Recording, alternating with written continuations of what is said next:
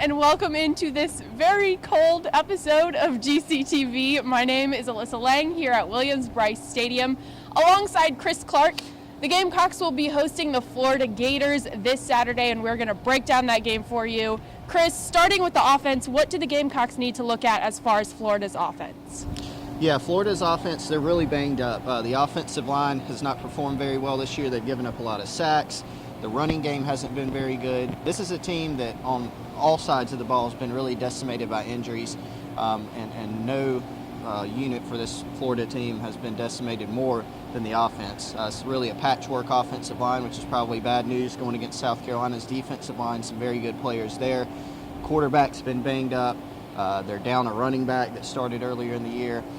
The tight ends haven't been very involved, and the receivers haven't been great. So it's been a struggle for them, and coming here to a hostile environment in Williams-Brice probably won't be any easier for them. It's been a struggle for them, just like my hair is struggling with the wind right now. But we'll move into defense. What do the Gamecocks need to look at as far as Florida's defense? Yeah, Florida's defense has been the bright spot this year. They haven't been as good as people thought, but they're still near the top of the conference in scoring defense.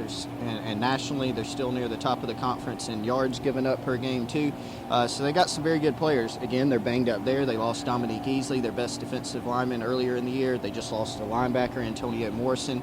So this is a group that's pretty banged up. I don't know if South Carolina will be able to score a ton of points, but they just have to play smart, avoid turnovers, and hopefully score some points, move the ball against this Gators team.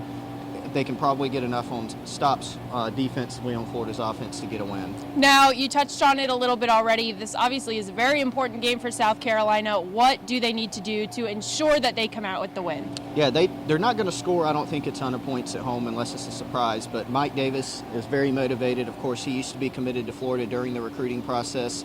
Banged up Florida defense. Looking at the game last week, Vanderbilt scored a bunch of points on Florida, but they didn't have a lot of yards. So South Carolina just needs to play smart, not turn the ball over, not give Florida any easy opportunities, and make them drive the field with an offense that's struggled so far this year. All right, well, that will do it for this Florida preview for GCTV. Be sure to check out GamecockCentral.com for all your Gamecock athletic needs. Stay warm, and we will see you next time.